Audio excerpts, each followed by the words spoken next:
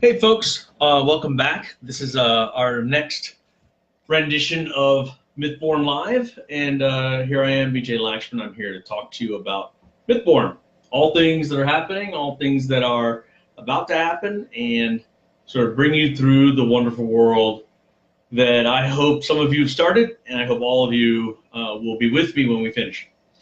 So let's see what's been going on. Well, first, to bring people up to this, well, first let's start with an apology. The team and I, we've been trying super hard to get Mythborn 2 out the door.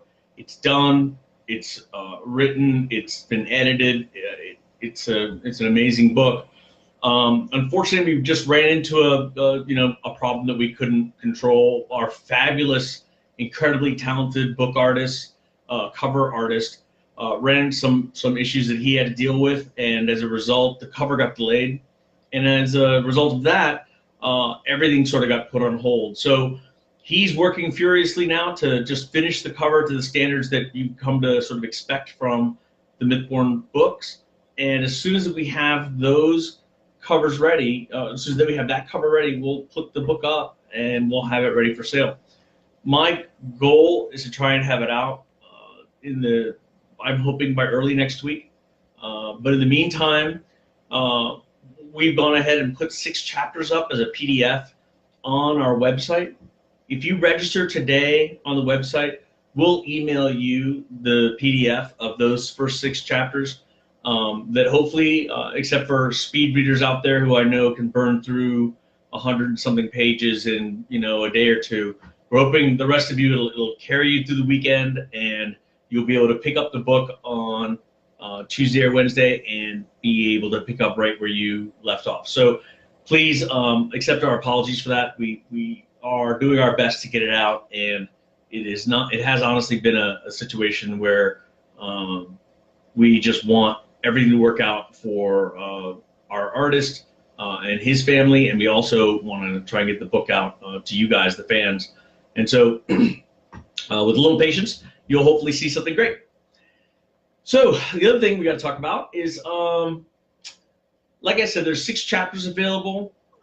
If you join our fan club on the website by giving us your email address so you can be aware of what's going on, we will send you those first 6 chapters for free as a PDF. Frankly, you can download them too as a PDF. We're not charging anyone for these. They're just out there to try and bridge the gap between when we said we would have the book ready and when the book is actually going to be ready. So feel free to do that and leave a comment on how you think. Leave a comment on the links below. We'd love to know what you think of the books and what you want, what direction you think the books and the story are going to go. Let's see. Some other things that we want to talk about. I am going to be at the Richmond Comicon. It'll be in June, and our goal there is to meet our fans, to give away books, to give away swag, things that are cool, to talk all things Mythborn, and to get a chance to, if you have a book, to get it signed. We're very excited. I mean, look, Comic-Con is basically the place where people like me and you find, brothers and sisters who love science fiction and fantasy, love costuming, and love all the things that our passion and our interest in that area. They all come together at this one con, this one place. So I'm pretty excited to be there and to be there with my team, and I hope that we get a chance to meet you. So one of the things that we've been thinking about, is trying to figure out what and how we should have these sort of fireside chats go. My thought process is that I was going to definitely go through and give you a sense of what the plot is for book 2. But if you guys have suggestions as to things you'd want to hear, I've had people ask me, tell us how you come up with a certain chapter, or how do you structure a book to do something this epic, or what are some tips and tricks you can share as an author to keep your sort of creative juices flowing? So I think there's an opportunity in these fireside chats to have both questions about the series asked, but also questions about the writing process and questions about what kind of things do we see happening in the world today that are relevant to either the series, the characters, the story, or the writing process, the artistic endeavors that we have, or all the things that we do to try and put together a compelling story for you, our fans. So if you want to leave us suggestions in the comments about what you'd like to hear each week, I'd love to look through it, and I'd love to try and structure one of our fireside chats around some of those topics so that we can be giving you guys back something that you're interested in hearing. So on to book 2. The great thing about book 2 is it picks up right where book 1 leaves off. I'm going to try my best to make this spoiler free. I'll also try and pause a little before spoilers so that eventually, and I will tell you right now, it won't be for a while, but eventually we'll have a spoiler-free version up that also is designated as spoiler-free, so those parts will be either bleeped out or cut. But in the meantime, if you don't want spoilers, we'll do our best. I'll do my best right now not to give too much away. But at the end of book 1, the characters are faced with a dilemma. On the back of the book, you learn that Eric has stepped into the demon realm of Arcadia, followed by the Prince of Bearcore, Niall Galadine, and they've gone in search of Eric's true father, and have been invited and are being guided by and I put in air quotes, the demon queen, Lilith. But surprisingly, what Eric finds as he meets her is that she is not what he expected. She's not a demon queen per se. She is a struggling ruler of a race called the Eris. And the Eris are these unseen beings, these servants, these almost like jinn, or they are the way manifest, the way being the power that powers the magic of the world.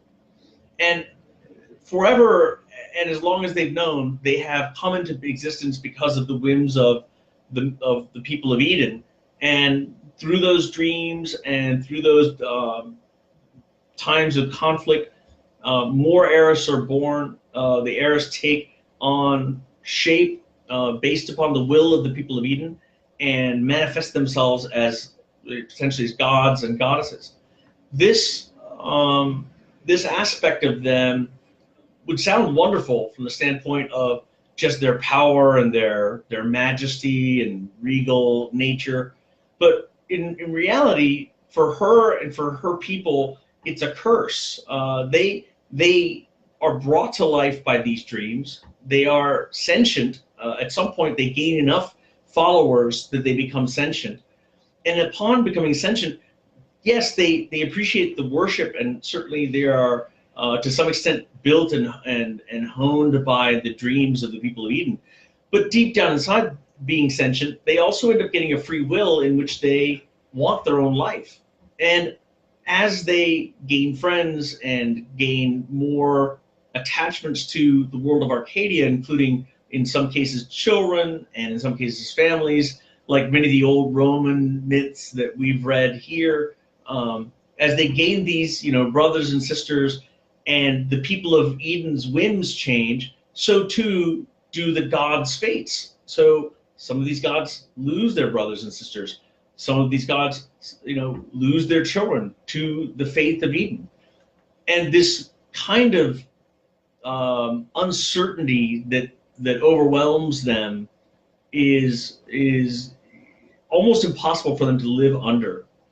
Lilith has been able to fixate her own, I guess you could say, sovereignty better than most, because she has the most followers on Eden. Most people know the lady, and they worship her as sort of an old god of the earth. And so she doesn't find her own self changing too much, but she does see the children that she is supposedly given birth to, or who pay allegiance to her, coming into and out of existence, at sometimes dying, sometimes being sacrificed, all based on what's going on in Eden. And she's finally said, enough. I don't want my people suffering this anymore. I want to free them from the will of Eden. No one person Eden is strong enough to control us, but you as a society, Eden as a society, does have enough people that their faith matters. And when their faith matters,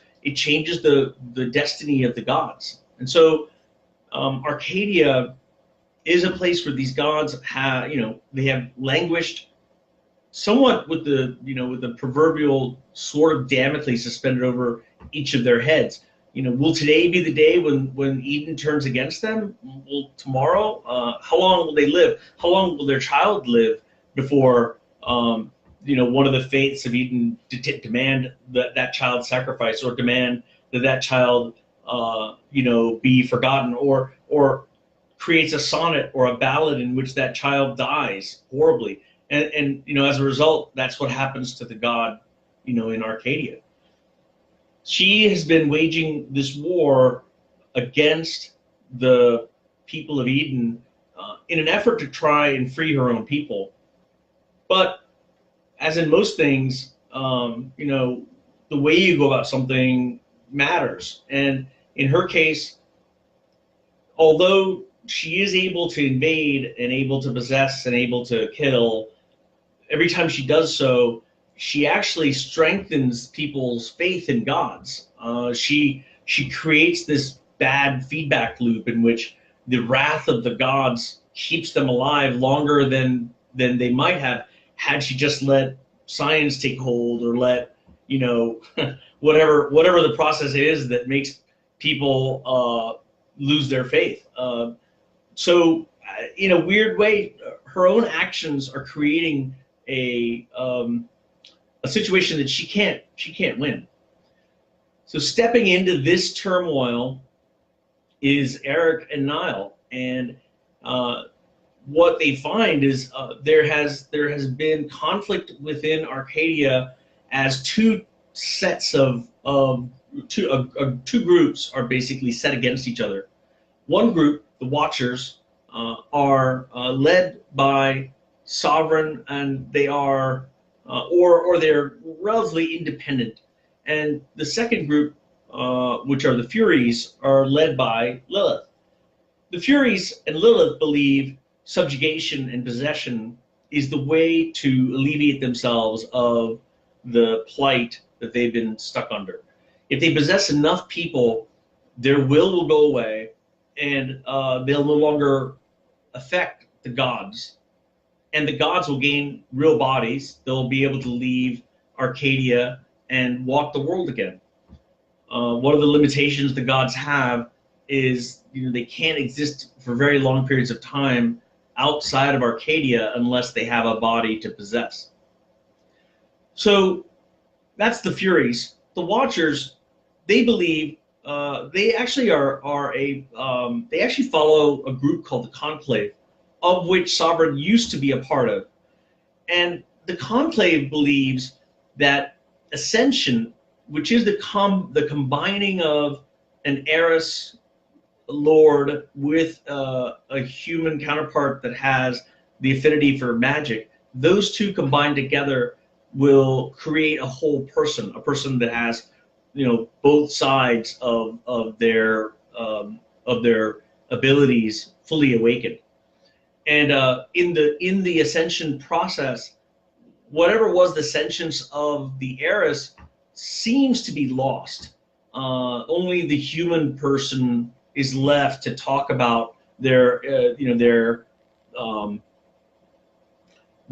memories and their actions. The human seems to be the person that survives and is able to make decisions. So because of that, the Furies believe that ascension essentially kills the heiress who has ascended. There's no proof to them that the heiress that ascended remains alive anywhere within the human that took them. In fact, to them, ascension looks like a reverse possession. It's no different than when they possess a human. And they have more reason to believe that that is true. They see that all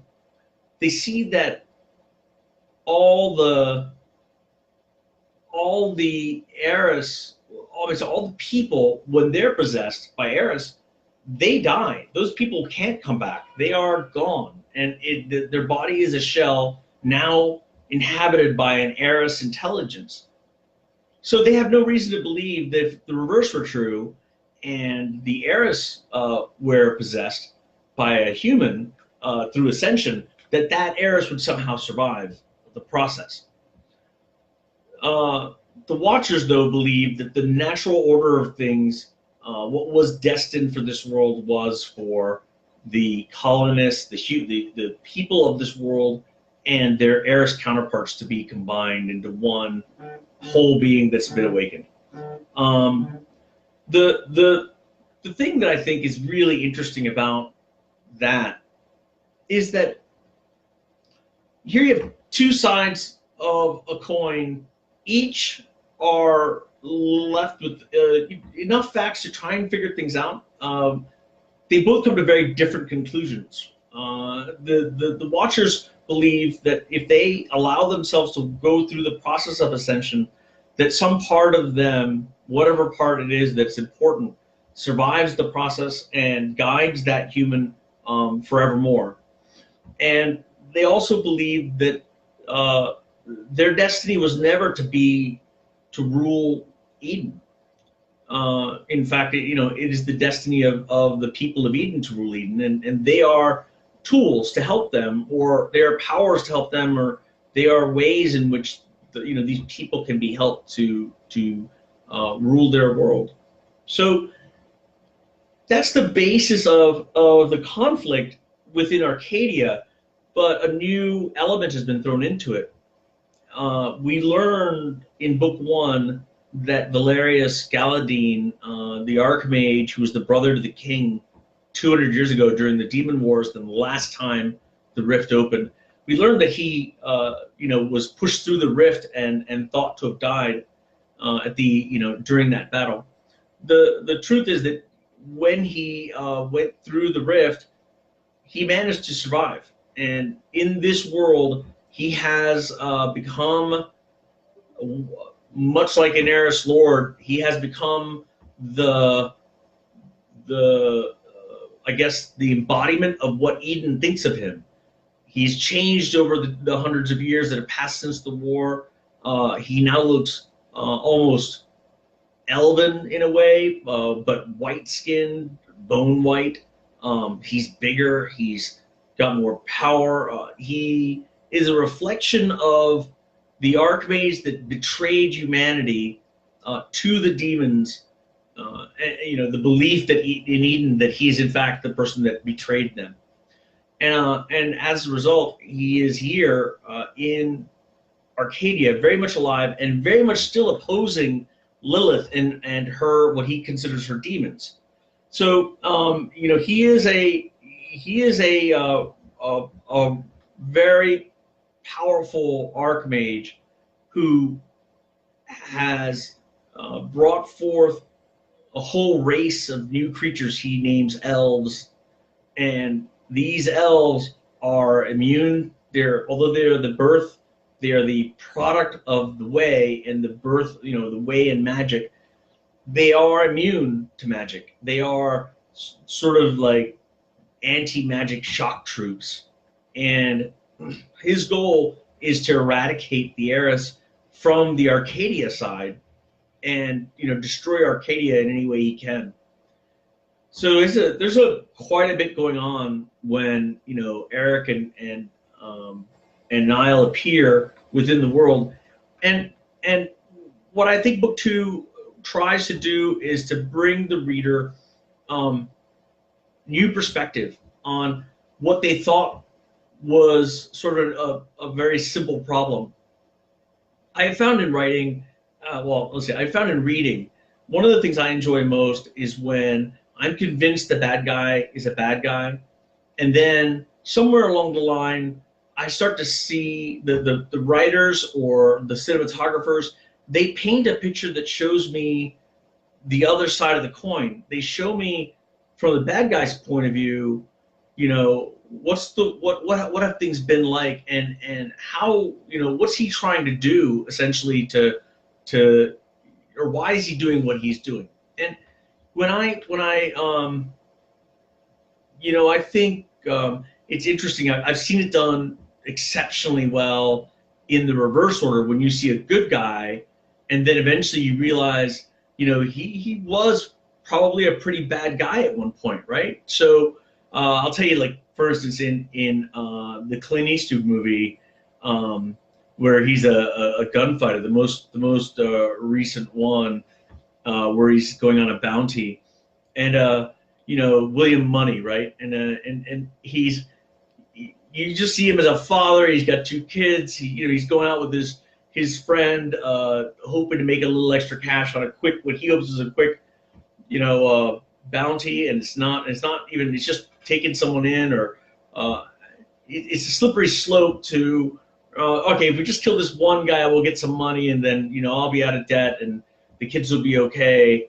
The writers of Unforgiven, that was the title of the movie. The writers of Unforgiven, they did a brilliant job of showing a gunfighter who, in his early years, was probably a horrible, horrible man, and in his twilight years, has become something that's almost likable by us. In fact, very likable. And then, as he slips back towards his past in looking for this bounty, you start to see the William Money he used to be.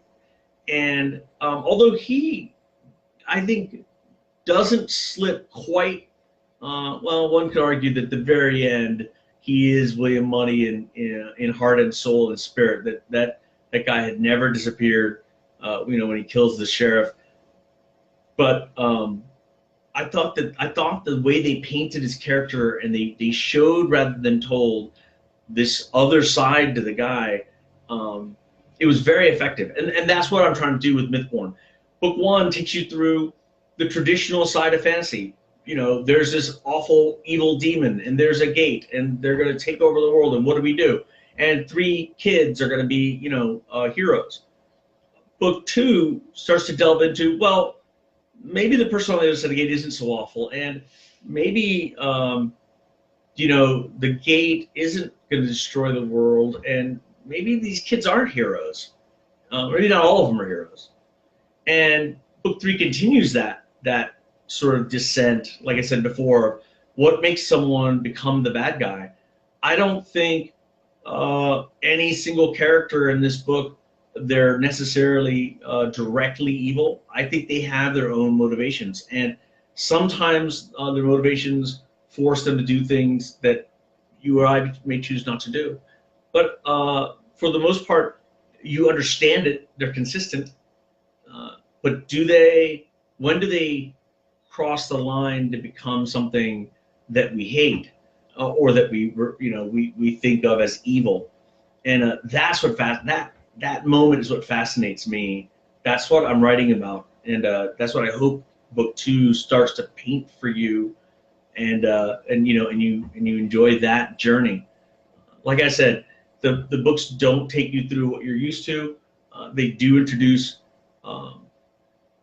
new concepts, thinking about sort of what I've been told is a smart fantasy. I don't know, smart. I don't know what if it is or isn't, but certainly I am trying to write something that has more depth to it than a simple story of heroes and princesses and dragons.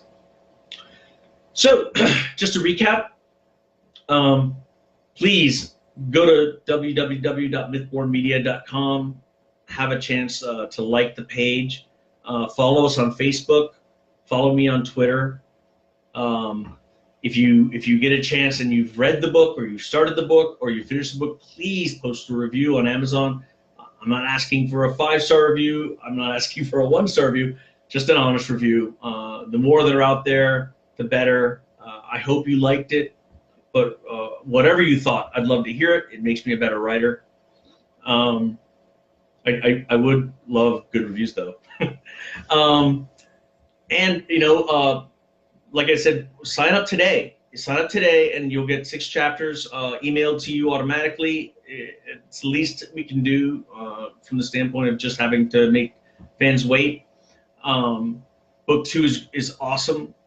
It is significantly better than the very, very early versions that I had written, and you really get a chance to feel the power of professional editors and people to help a young writer like me in his craft, honing his craft. So I hope you join me for that journey too. So check out the website, www.mythbornmedia.com. Follow us on Facebook, follow us on Twitter, and like us, please. I will be at the Richmond Comicon, I believe it's June 9th. You can Google it, and we're looking forward to giving away T-shirts and a book and some other neat things for everybody. And finally, look for Mythborn 2 in Amazon and at your favorite ebook retailer next week. I hope when you see the cover, you see why we waited, because I've seen early versions of the cover, and it's worth the wait. Listen, thank you all. I love doing this, and I will see you all at the next fireside chat we have. Send me your comments. Talk to you soon. Thanks. Bye.